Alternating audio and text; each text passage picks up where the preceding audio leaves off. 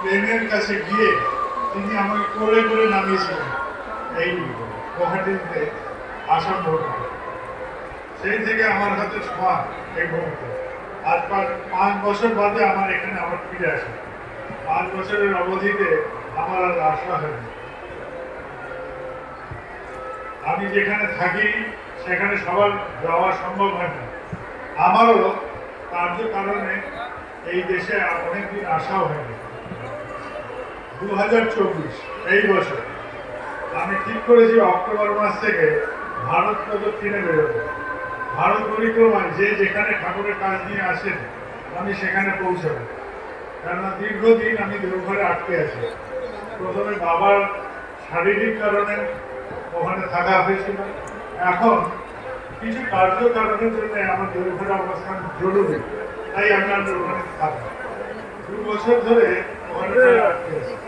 বাবা যাওয়ার পরে সময় কাটছে, আমরাও এগিয়ে যাব। কোনো না কোনো সময় আমি এবার বেরোবো দেশের মাঝে, তখন আবার আপনাদের এখানে আসা। আজকে আমার এখানে আসা খুব স্বল্প সময়ের জন্য, আমি বেশিক্ষণ থাকবো।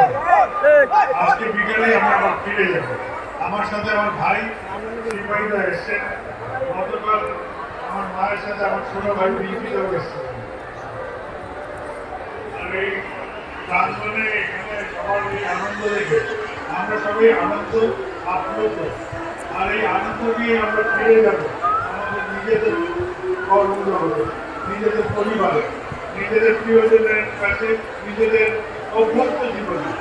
কিন্তু এই জীবনের এই মুহূর্ত যা আমরা দেখছি, যা আমরা উপভোগ করি, সেটা আমাদের উদ্দীপনা করে আমাদের সমগ্র জীবনটাকে মহৎ করার প্রয়াস করি।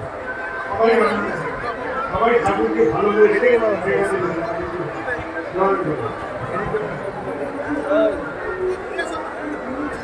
Ini termobil